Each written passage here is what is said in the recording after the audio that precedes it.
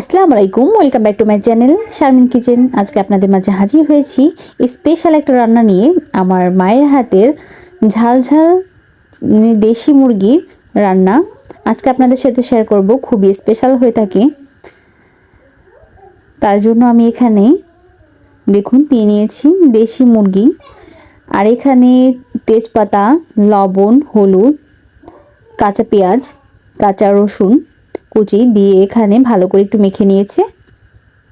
এখন চুলাটা কড়াই বসিয়ে কিছুটা পরিমাণ পেঁয়াজ দিয়ে দিয়েছে। পেঁয়াজটাকে একটু ভালো করে নেড়েচেড়ে এটাকে একটু ব্রাউন করে নিতে হবে। এখন এখানে 3-4টা দারচিনি, 4-5টা গরম মশলা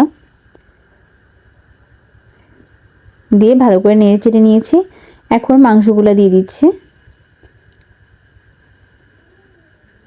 মাংসটাকে পেঁয়াজের সাথে ভালো করে নেড়েচেড়ে মিশিয়ে নিতে হবে।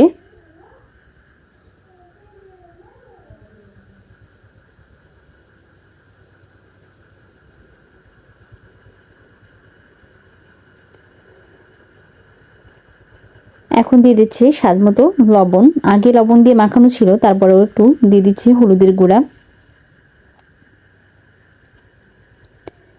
দিয়ে আবারও ভালো করে নেড়েচেড়ে এটাকে মিশিয়ে নিচ্ছে। এখন মশলা দিয়ে দিচ্ছে জিরা বাটা, আদা বাটা, রসুন বাটা একসাথে বেটে নিয়েছি, সেটা এখন দিয়ে দিচ্ছে। শুকনো মরিচের গুঁড়া 1.5 টেবিল চামচ। আপনার ঝাল ঝাল আরও বেশি খেতে চাইলে আরও বেশি দিক করে দিয়ে দিতে পারেন। এখন ভালো করে এটাকে মশলা ভালো করে কষিয়ে নিতে হবে। দেখুন কষানোটা কত সুন্দর হয়েছে। এখন এই পর্যায়ে এখন দিয়ে দিচ্ছে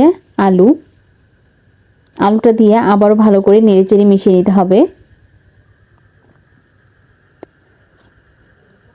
দেখুন কত সুন্দর কষানো হয়ে গিয়েছে।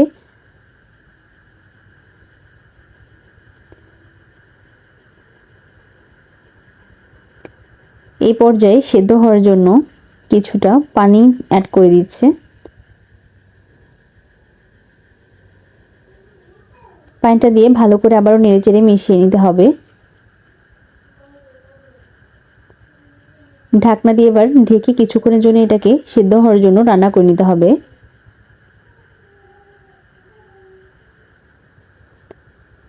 আবারও ঢাকনা উঁচু করে একবার নেড়েচেড়ে দিচ্ছে। এটা দেখুন কালারটা কত সুন্দর এসেছে।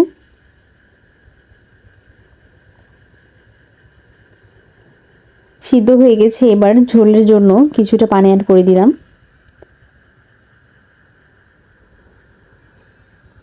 পানিটা দিয়ে ভালো করে নেড়েচেড়ে মিশিয়ে নিতে হবে এবং কিছুক্ষণ এটাকে রান্না করে নিতে হবে।